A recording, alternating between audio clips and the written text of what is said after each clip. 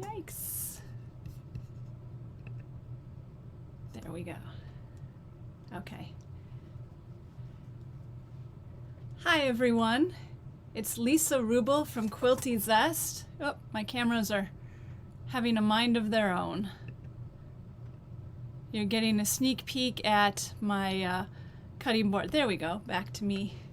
So I've got the two cameras set up going tonight, and sometimes it thinks on its own a little bit, but thanks for joining me here tonight. I'm going to start out and just talk for a couple minutes while we wait for some more people to join in. So when you do join in, leave a comment and say hello and let us know who's watching, where you're from. I see Dawn and Julia are on. That's great. That is great. So tonight I'm going to be showing you how to make beach art, which is sort of an abstract piece of art that I did based on my recent trip to the beach. And so I'm going to show you what I started with and then sort of how I transformed it with fabric. And it's not an exact picture, but you get the idea of that feel of the beach and the sunset and all of the colors. So I'll be starting that in a couple minutes as people join in. But while we're waiting, I just wanted to share some exciting news. I have a fabric line that is coming out with Benertex. It's called Find Your Way, and it will be in shops around the new year, December or January. So it's a little ways out, but it's now being shown to quilt shops by the fabric sales reps. So I'm kind of trying to spread the word a little bit. So I'm going to show you what the fabrics look like. So that is the main print, and it's called Cairns because everything's got a little bit of a hiking theme going on. And then down here there's two stripes, and they're both kind of gradated, and it's called Traverse. And then there's this great maze print. I'm going to come a little closer so you can see. It's a tonal with a dark and a light in each one. And then there's these white and gray over here. This is a little a background print, and it is called Waypoint. And sorry, the maze print is called Wander. And then if you look here, these are 3 applique projects, a kit called Postcard Views, which is all raw edge applique that I designed, kind of playing off that hiking, that nature theme. We've got the beaches and the dunes of Lake Michigan near where I live, and then a mountain scene like out by the Rockies, and then more of a Southwest river scene like the Colorado River near the Grand Canyon. And those are my favorite kinds of vacations, even though tonight, like I said, we'll be talking beach. And then this is another one of the patterns that goes with the quilt, with the fabric line, made using the fabrics in the grays and the teals. So if you like what you see here, feel free to let your local quilt shop know about it. It's called Find Your Way from Benertex. And hopefully you'll see it in a shop near you around the first of the year. Oh, we've got a whole bunch more people joining now. Fantastic. So thank you so much for coming tonight. And also, Dawn from ThermoWeb is going to be giving away two $25 gift certificates to the ThermoWeb website. So make sure that you leave your name in the comments to be entered for that drawing, which will be at the end of our live tonight. So, and thanks so much. I'm seeing some nice comments about my fabric, so thanks so much. I'm really excited about it. So I am excited to get to show it. So now that we've given people time to get on, I'm going to start talking about my project. So I made 2 different versions of this beach art. And first I started out with the more pastel version, and then I also tried a more vibrant one because, as you know, you can see sunsets or sunrises that are this softer pastel color or these more vibrant colors. And the idea for this came about because I was at the beach in North Carolina last week, actually. And every time I'm at the beach, I try to take pictures to capture the light at the end of the day because it's just so pretty. So this is a printout on paper because I didn't get to Walgreens of one of the pictures that I took. And if you go to my website, which is quiltyzest.com, you can see I've got a couple different beach pictures that I took this year. And the camera never does those colors justice. And so I thought it would be fun to use some fusible applique and try to recreate the colors that I remembered that were a little more vibrant than the photo. And that's sort of where this project came from for tonight. So for this project, I'm going to show you the ThermoWeb products that I used, and then I'll switch over to the other camera to look at the fabric. So it's inside the backing, obviously, but I backed these mini quilts with HeatnBond fusible fleece. And what I did is I actually put that on my background fabric before I started, because it was just easier to fuse when there were fewer different layers involved of all of the fabric. And then for the main part of the project, I used the HeatnBond Lite sewable fusible adhesive. And I get the rolls of this, and they're 17 inches tall by, I believe it's 5 yards.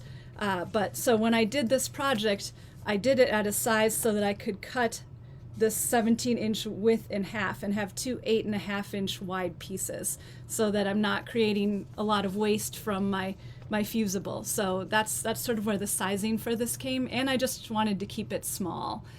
Mara is asking, do you use Photoshop? I love to use that for landscapes and collage. I dabble in Photoshop mostly to lighten up photos that I'm going to share on social media. I have not played around with those aspects of Photoshop, but I know it's way more powerful than the self-taught things that I know. So, but that would be a fun way to play with these pictures as well. So those are the ThermoWeb products that I'm using. Now I'm going to switch screens. And there we go.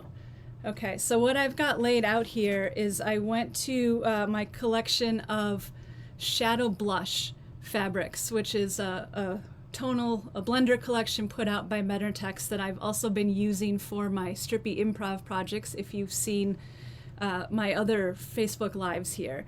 And I kind of put together two color schemes. I've got the more vibrant ones on this side, and then over here I've got some more of the pastel versions. And so there's a couple that cross over actually. This yellow is in both, and then one of the beiges, I think maybe two of the beiges I ended up using in both.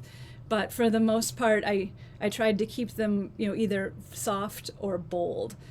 And then just to show you again, so there is the softer version that I made, and then here is the bold version. Actually, I'm holding them upside down.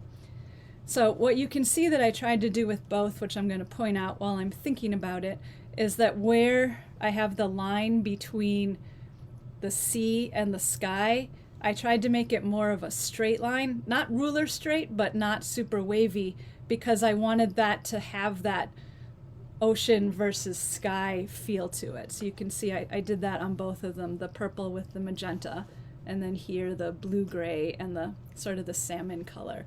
So that's just one thing to keep in mind when we go to cutting. So with both of these color schemes, what I kind of did is I started out by putting them in order of how I thought I wanted the colors to lay out. And for both of them, I realize they're kind of upside down, but I've got the sky closer to me down to the beach here. So I went from, if you go back to the picture up at the top of the sky, sometimes you have the blue, sometimes it's just the yellow. And then it deepens as it gets closer to the horizon and gets into oranges and pinks and purples. And when I actually go to put these on my piece, it may change, but I find that just having an idea of, okay, this is kind of what I think I want the order to be in, makes it a little more organized and feel a little more deliberate as I'm putting the pieces together. So I'm going to move, I'm just going to trade the spots with a couple things and move these guys out of the way. And so what I did is first we're going to do the background. So I cut a piece of white fabric to do this on, and I thought about, did I want to try to put it on, say, a yellow or a light blue and then leave some of the background showing through. And I didn't do that only because I couldn't really decide which color to use as a background, because, you know, yellow and blue, they didn't necessarily go on both sides. So I went with white and just figured I would cover it all up. And so this piece here is about 9 by 11 of my white just cotton fabric. And then on the back of it, I have a piece of fusible fleece. And I cut my fusible fleece piece just a tiny bit smaller so I don't have to worry about the edges. So that one I fused already. I'm going to fuse my second one right here. And I always kind of keep an eye out for threads, so I don't fuse a thread between my fusible fleece and my background layer. So I'm going to put that on top, and then I have my pressing sheet, sometimes I get excited about what I'm doing and I don't put the pressing sheet down, but I try to use the pressing sheet because it protects my iron and keeps things from sticking to my iron, to the board that I'm working on. I don't have to worry if there's a little bit showing.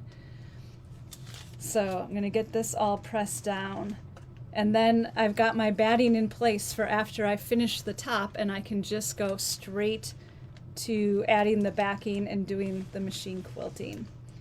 So okay, get that down. Okay. So then what I did is I cut a piece, I cut my fusible into, like I said, with that, with the roll, I cut it into pieces that were 8.5, so that's basically twice of 2 out of each strip of the roll.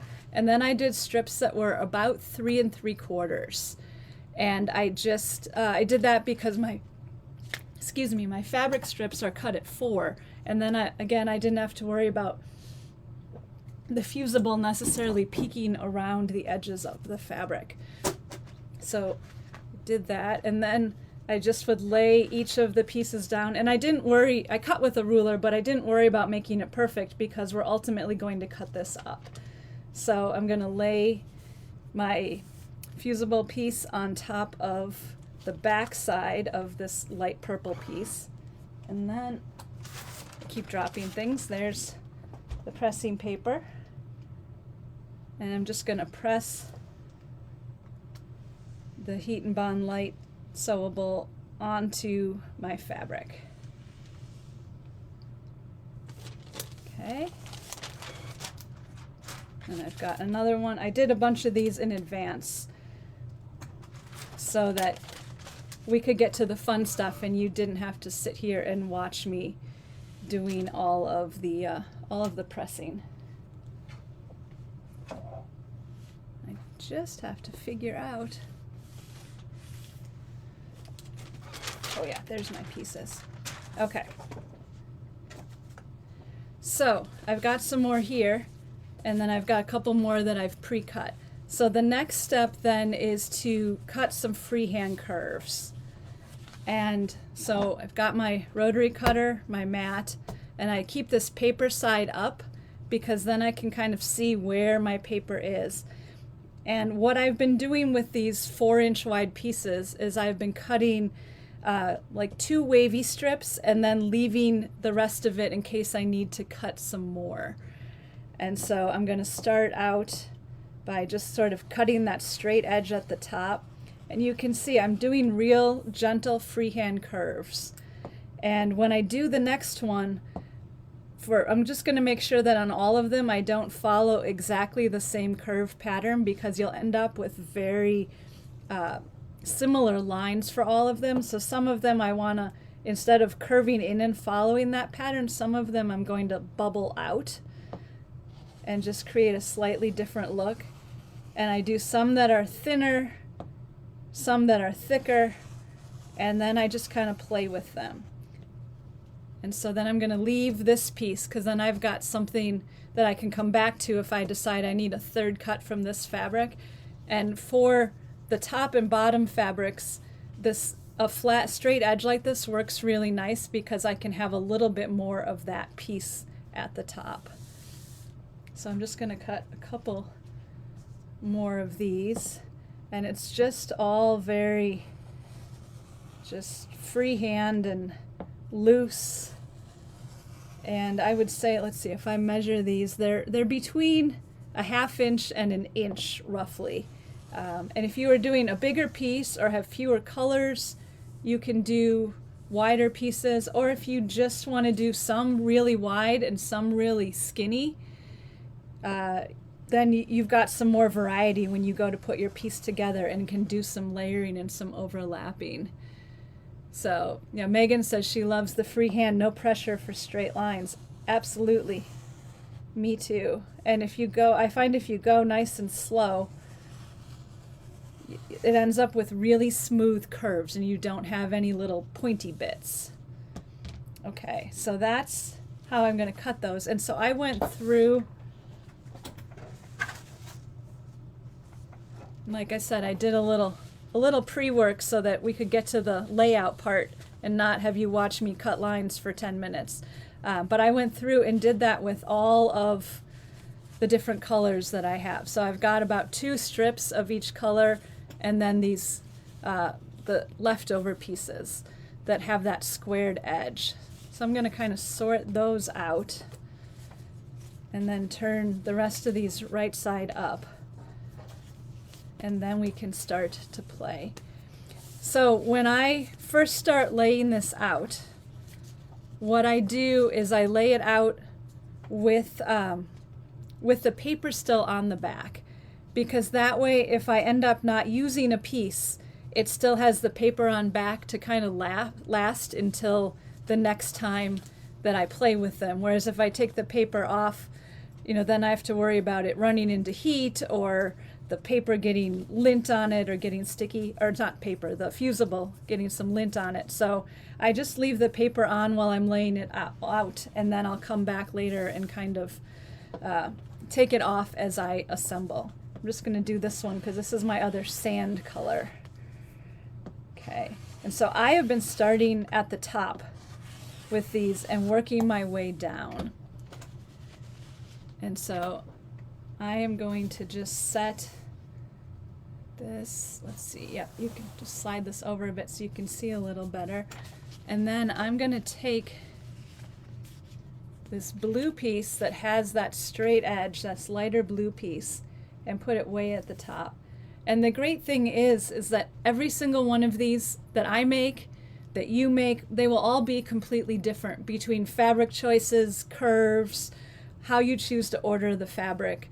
And for me, if you've seen me do these lives at all, you know that I really love improv. And it's sort of a form of improv because you're improvising and you don't know how it's going to turn out. So the one thing I want to point out to you as we're starting to assemble these is you want to keep an eye out for these little white gaps. And because the way your curves are cut, they're bound to show up. So you can move your stripe up a little bit so that it covers. You can also try flipping it around and see if it covers more. But just keep an eye out, because I know even on the bright colored one that I did, I will show you, I ended up with a teeny tiny little white spot, which I decided I was just okay with because no one would see it but me. But it's really easy to have a spot, a little gap where they don't overlap. So just pay attention to that. So then I just start kind of laying out the pieces. So I've got a light yellow and a couple blues, and put some pink in, and some of them I do turn around, and you can even overlay them. Like, see, I could put this pink one down at the bottom of the light blue, or I could put it up a little higher and have it overlap both the blue and the pink. And I think that layering just gives it a lot of texture.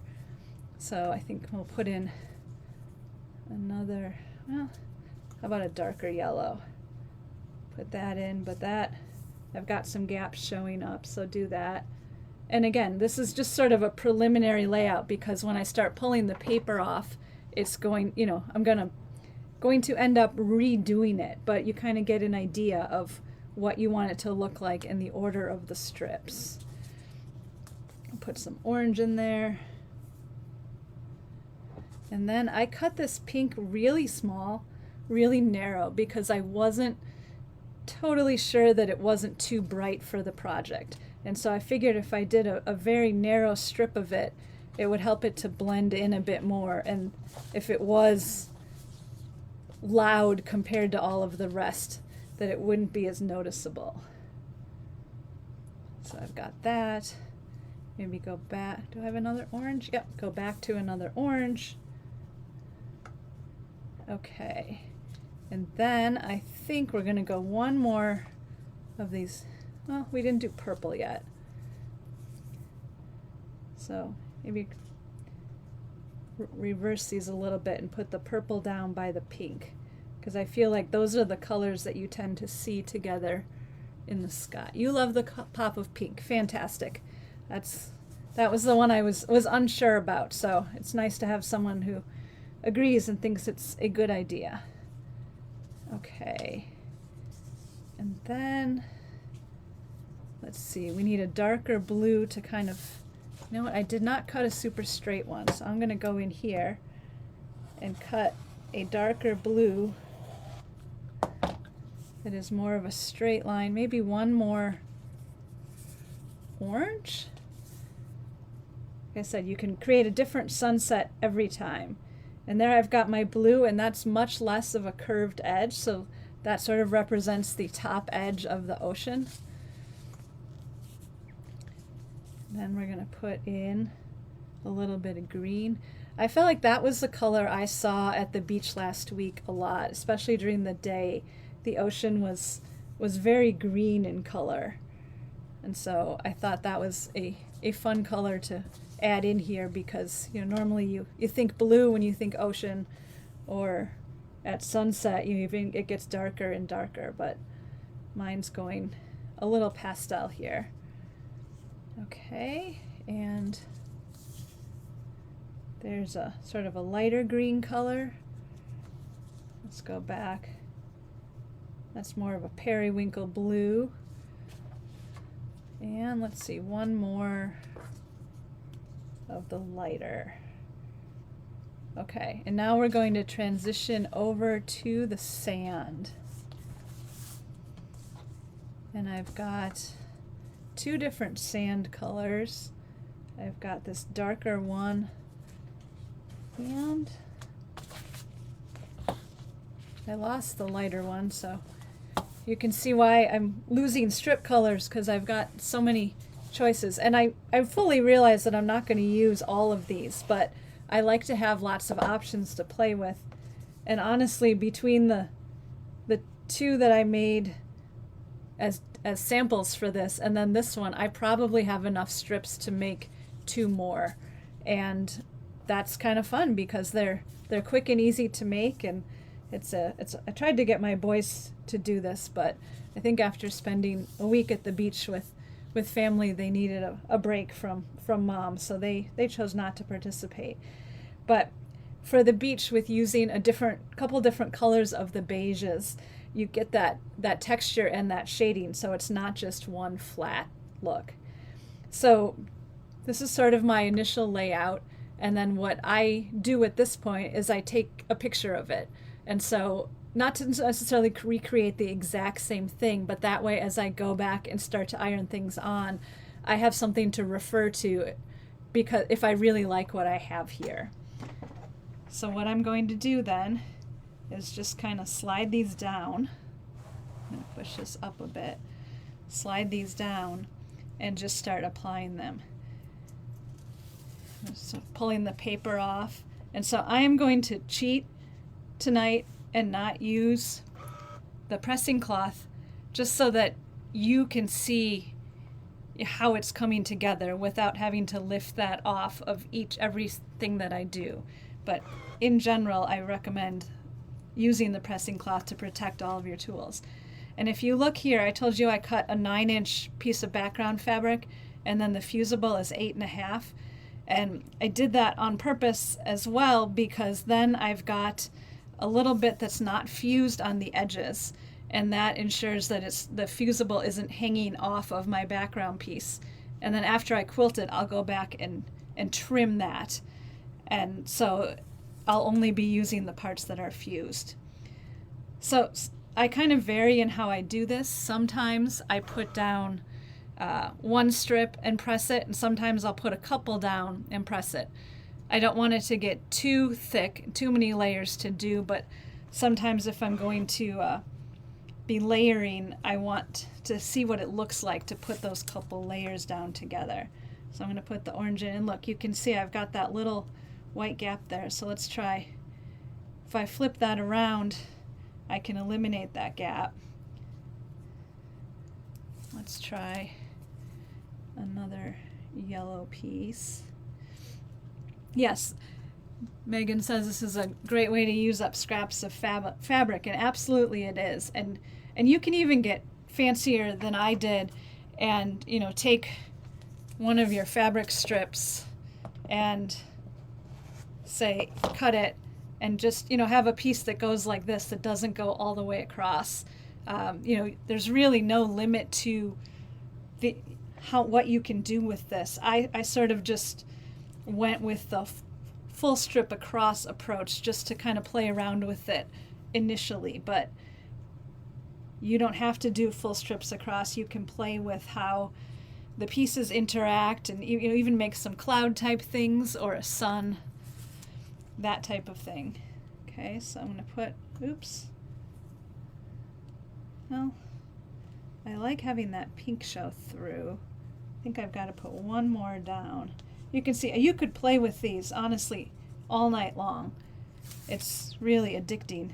But when I made these the other day, I made these since I got back from my beach trip. And when I did them, I made the first one in about an hour. So as long as you don't spend too much time obsessing over your color placement, it's a pretty quick project too.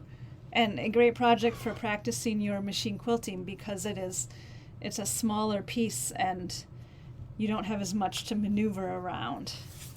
Okay, so let's put this pink down and put that brighter pink. I'm going to rotate it because I've got the thicker yellow here, and put the thicker pink over there. And there's another yellow strip. Okay.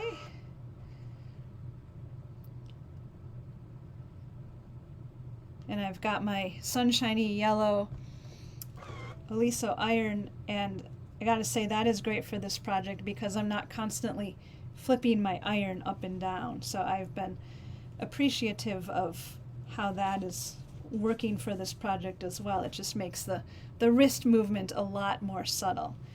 All right, I think I'm gonna put in one more. I thought I had two pinks, and oh, because you know what, I cut that one up to show you how to do that. So I'm going to cut how to make a smaller piece. So I'm going to cut one more pink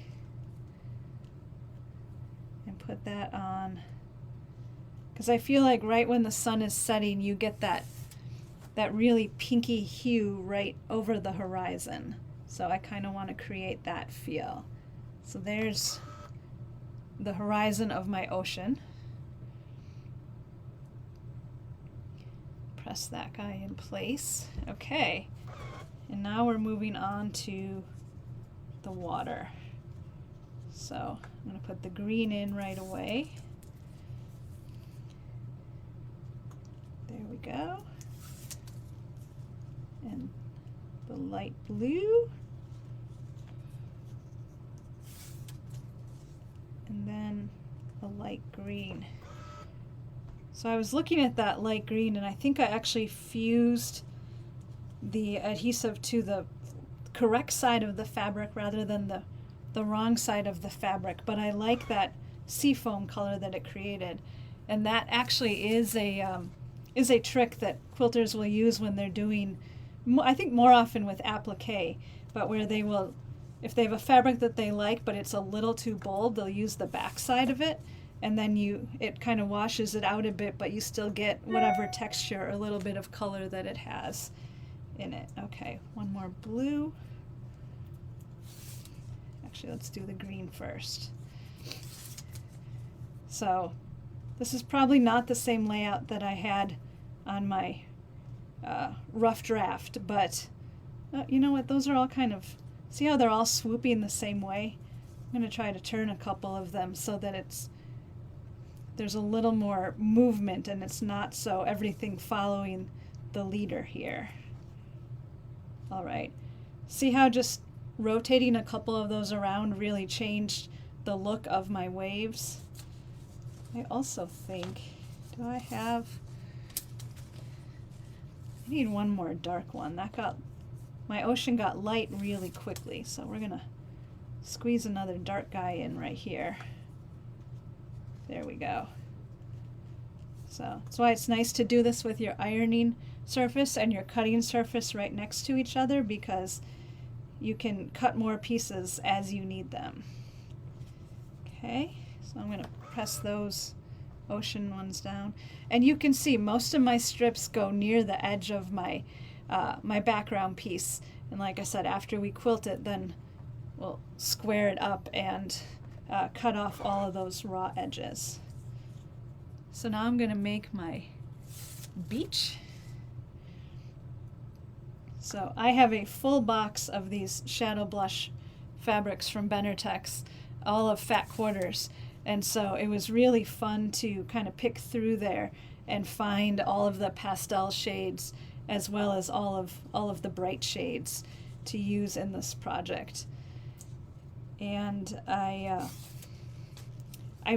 like to try a version with prints too, and just see how that looks, just with real subtle tonal prints. But I think it'd be fun to create texture for the waves and for the sand with some tonals. So that'll be the next one that I make. And if you follow me on Instagram or on my blog, both of which are Quilty Zest, you'll probably see how some of these projects end up. Okay, I'm going to just pull this up a little bit and press these last couple down. So just to recap, for all of the fabrics that I chose, and I didn't necessarily use them all, and I didn't use equal amounts of them, but I was cutting pieces of fabric that were 4 inches wide by about 9 inches long. And then I cut pieces of the ThermoWeb HeatnBond Lite fusible adhesive that were about 3 3/4 by 8 1/2. And so that gave me these strips to work with that I could then cut my curves out of. And you can see I've got a lot of paper left, but I've also got curves left. So this is what my top looks like. Pretty beachy, right? I see Mar says, need a pina colada. Absolutely, this is a pina colada type project with a little umbrella. Okay, just gonna touch up that piece down there. Okay, so then the next step for this is to put a piece of fabric on the back.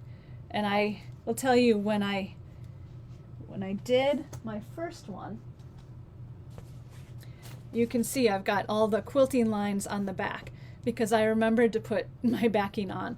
When I did the second one, I was so excited to start my stitching that I got it halfway quilted and then flipped it over and realized that all I had on the back was my fusible fleece, that I'd forgotten the backing. Well, because it's a small project, it was okay, and because I said it was okay that my backing is not quilted down. I used basting spray instead to help secure the backing in place to the back of my fusible fleece, but all of my quilting lines are hidden under my backing. So don't forget to put your backing down.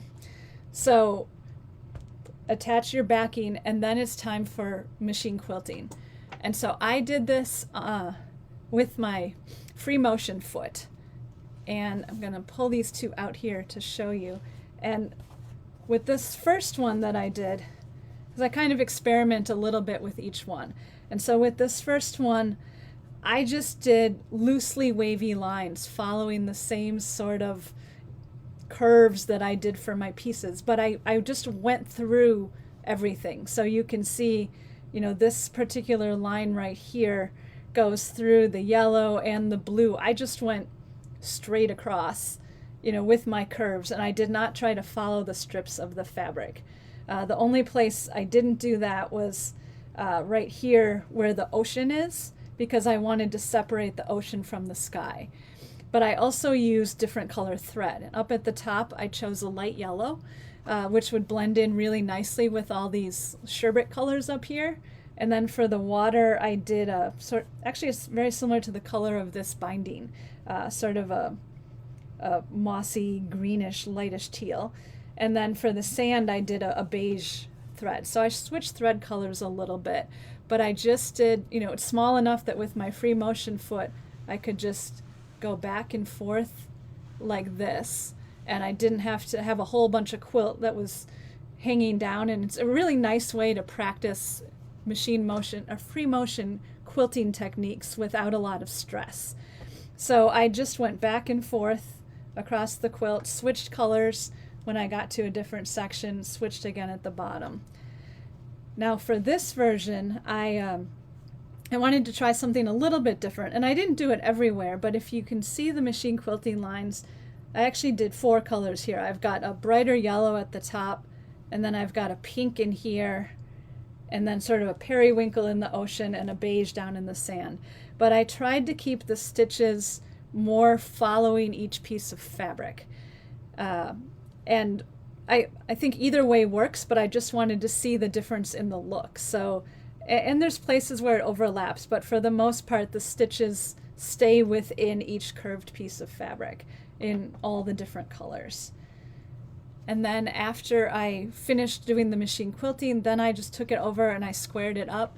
And what's nice, because this is just a piece of art, it's not meant to fit in a particular size, I just squared it up wherever my edge was. So where the shortest piece was right here, that was where I would put my, here, I've got a ruler right here. That's where I would put my ruler down, and that's where I would cut.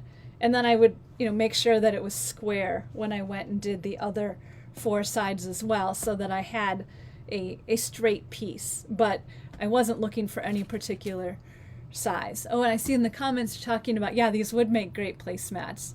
And you could either turn them sideways and do them like this and just have them be abstract art rather than a sideways sunset, or you could even do a longer one where you had say the ocean line right here and the sky above and the water below, either water and beach, or just skip the sand and go sky and water. But you could do it sort of landscape style instead of the portrait style.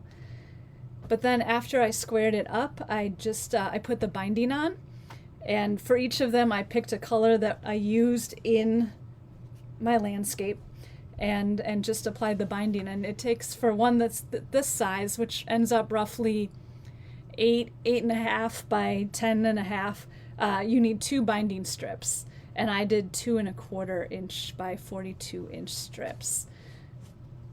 So that is how I turned my beach pictures into these very abstract representations of the beach. I'm going to switch back to my other setting. There we go. So yeah, here's another look at both of those. And this is something that you could absolutely do with any of your own photos that you've taken. Use the colors as inspiration, even if it's not a beach scene where you've got sort of the sky and the water. You could do other shapes in your applique, or you could just use the color of your photo. Say it's mountains with wildflowers in front, and you could just use those colors as inspiration and not try to actually make it look like the scene, but just a colorful memory of your photo. And of course there's a zillion photos online that you can use, and if you want to use mine as color inspiration, like I said, they are on my blog, which is Quilty Zest. So that is the end of my live tutorial tonight. Are there any questions, either already in the comments, or if you have any questions, pop them in the comments.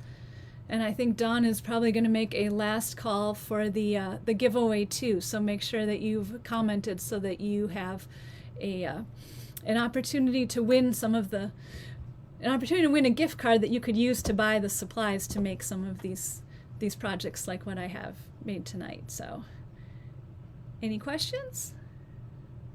Okay, while we're waiting to see if anyone has some, I'm going to do a quick pitch for the ThermoWeb YouTube channel. So this video will end up on the ThermoWeb YouTube channel so that you can watch it again as you do the project. But just want to remind you, there's a lot of great projects up there already that you can go back. So this is one of the projects. I think I did this in May for my Facebook Live, but these little canvas art birds, and this is raw edge applique, and there's on the blog post that goes along with this, there's also the templates for making those. And then this is the still unfinished second